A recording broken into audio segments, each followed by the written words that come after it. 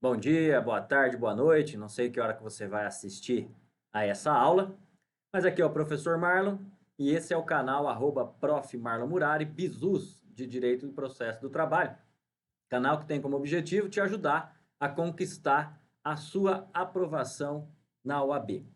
Antes da aula de hoje, eu te convido, por favor, para me seguir, se inscrever neste canal e acionar o sininho aí para receber as notificações, pois isso vai me ajudar e vai te ajudar a ser aprovado. Pois quanto mais gente souber, mais esse trabalho progride, mais gente vai ter o conhecimento de direito, processo, trabalho e mais gente vai conseguir aprovação na OAB. Esse é o meu objetivo e tenho certeza que também é o seu objetivo. Então, sem mais delongas, vamos para a nossa aula de hoje. Fala pessoal, tudo bem? Aqui é o professor Marlon Murari, do canal Bizus de Direito do Trabalho e Processo do Trabalho.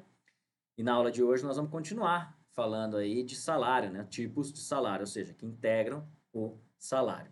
Antes, gostaria de te pedir novamente, se inscreva no canal, que ative o sininho para receber as notificações e também, caso se interesse pelo curso, o curso está aqui, ó, o link do curso, ó. O link do curso está aqui, eu sempre me confundo, né? O link do curso está aqui, tá bem? Para segunda fase online, com a possibilidade de você tirar suas dúvidas via WhatsApp diretamente comigo. Tá? O link está aqui nas descrições. Então, vamos para a aula de hoje para falar das comissões. Nós já vimos os adicionais, e agora as comissões, que são verbas que integram o salário. A comissão que integram a remuneração também. As comissões são espécie de remuneração. Ela é mais característica do empregado que vende. O empregado que vende que ganha aí um percentual sobre o seu salário. Antes de qualquer coisa, eu tenho que te explicar que existem dois tipos de comissionista. O que é um comissionista? É o que ganha a base de comissão. Um comissionista puro, que é aquele que só recebe a base de comissão, não tem problema nenhum, tipo 10% de tudo que você vender. E o comissionista misto, é aquele que tem uma parte fixa mais a comissão, que é chamada parte variável. Beleza? O mais comum, por exemplo, nos shoppings, no comércio em geral, é o misto, que é uma parte fixa mais comissão.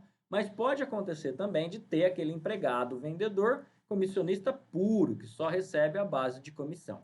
Sobre ele, caso ele não atinja aquela quantidade de vendas para dar pelo menos o salário mínimo, o empregador tem que ir lá e bancar a diferença, porque ninguém pode receber menos que o salário mínimo ou o piso da categoria. Beleza? Então, a comissão está prevista ali no parágrafo 1º do artigo 457 da CLT, já com a reforma trabalhista, e dá bem claro que é verba de natureza salarial que integra a remuneração. O que eu tenho para falar de comissão que pode ser cobrado de vocês? A comissão, eu já disse a questão do comissionista puro, tá? A comissão, ela direito do empregado a partir do momento em que é fechado, que é aceito o negócio pelo seu empregador, o empregador aceitou o negócio, nasce o direito para o empregado de receber a comissão. Aí vai depender se é no mesmo estado, se é em estado diferente, isso não é cobrado na CLT, na OAB, mas o empregador não poderá deixar de pagar a comissão para o empregado. Então, uma vez que o empregador aceitou esse negócio, ele é obrigado a pagar a comissão para o seu empregado. Ele só vai poder, presta atenção que isso pode ser cobrado, ele só vai poder deixar de pagar a comissão para o empregado em caso de insolvência do comprador. Essa é uma questão que gera um pouco de dúvida, gera um pouco de polêmica, mas é previsto em lei. Em caso de insolvência do comprador, o empregador pode deixar de pagar a comissão. Uma coisa importantíssima que você que está me assistindo, dê um pause depois que eu falar para anotar, é a OJ, Orientação Jurisprudencial 397 da SDI 1 do tribunal. Anotou? Ela vai falar sobre o direito de receber horas extras do comissionista misto. O que é o comissionista misto? Acabei de falar. É aquele que recebe fixo mais variável. Neste caso, o que diz a OJ 397? Que ele fala que o empregado que recebe misto, fixo mais variável, vai receber as horas, o adicional das horas extras só em relação à parte variável. A parte fixa ele recebe a hora mais o adicional. Vou traduzir isso para você. Quando o empregado faz horas extras, se ele for comissionista puro, ele recebe só o adicional. Ele não recebe a hora mais o adicional, quando ele é comissionista puro. Por quê? Porque presume-se presume-se que ele, sobre aquela hora, ele já ganhou a comissão. Então, ele vai receber só o adicional da hora extra.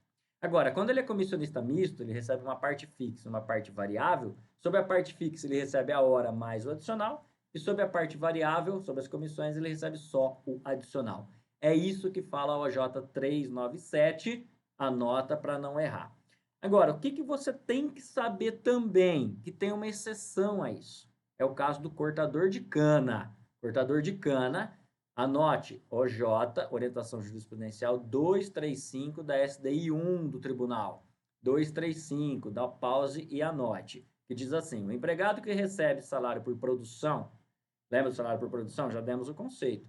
E trabalha em sobrejornada tem direito apenas ao adicional de hora extra. O salário por produção é um tipo de comissão. Então, seu tipo de comissão é apenas o adicional. Ele não recebe a hora mais o adicional, ele recebe só o adicional. Salvo, e aí sim, no caso do empregado cortador de cana, a quem é devido o pagamento das horas mais o adicional. OJ 235, atento, segunda fase, principalmente para quem tem essa realidade do cortador de cana no interior do estado de São Paulo, por exemplo. Tá bem? É isso que eu tenho para te falar sobre comissão. Gratificação também é um tipo de salário que integra a remuneração. Gratificar é dar de graça. Gratificar, dar de graça. Brindar em testemunho de reconhecimento. Traz ideia de uma dádiva, de uma liberalidade. No entanto, tudo que é pago de vez em quando não é remuneração. Para a gratificação ser remuneração, ela tem que ser habitual. E a reforma trabalhista trouxe mais uma situação. Para a gratificação ser remuneração, ela tem que ser uma gratificação legal, tá certo? Legal, tá? Então, por exemplo, gratificação natalina, que é o 13º. Gratificação natalina é uma gratificação legal, então essa é remuneração por força de lei, beleza? Muito bem. Então, o que você tem que ficar atento aqui? Que a gratificação legal é salário. Gratificação que não seja legal, que o empregador deu, por exemplo, porque ele quis uma vez ou outra, não é remuneração. Gratificação de função é um outro bom exemplo. Gratificação de função são aquelas que estão ligadas a alguma função. Veja dois artigos, o 62 e o 224 da CLT. O 62 vai falar, 62 e parágrafo único, vai falar sobre as gratificações, aqueles empregados que não têm direito ao capítulo que fala sobre jornada de trabalho, hora extra e tudo mais. E o 224 vai falar da gratificação de função dos bancários. Então, anote aí, 62 e 224. Gratificação de função é um tipo de gratificação legal, pois, inclusive, está previsto na nossa CLT. E para acabar aqui o tipo específico de salário, nós temos quebra de caixa que já caiu, inclusive, na segunda fase, que é uma verba destinada a compensar descontos sofridos em virtude de erro de caixa na previsão, na contagem, melhor dizendo, do dinheiro. Sobre quebra de caixa, eu já te explico certinho o que ela é. Anote uma súmula que já caiu na OAB.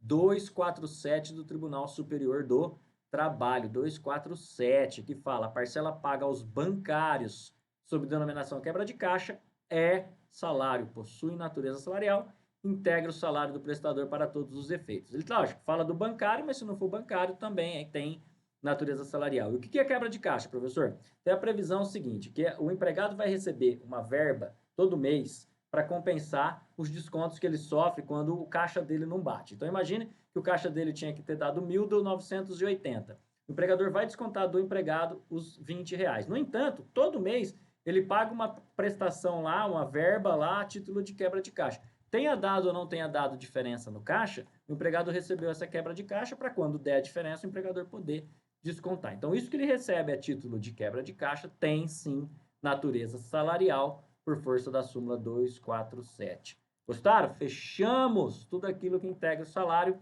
De acordo com a CLT, você está preparadíssimo para a sua primeira fase e até para a segunda fase, se você anotar as súmulas e OJs que eu deixei aqui.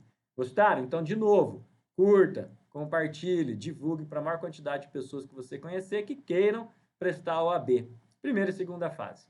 Tchau, até mais.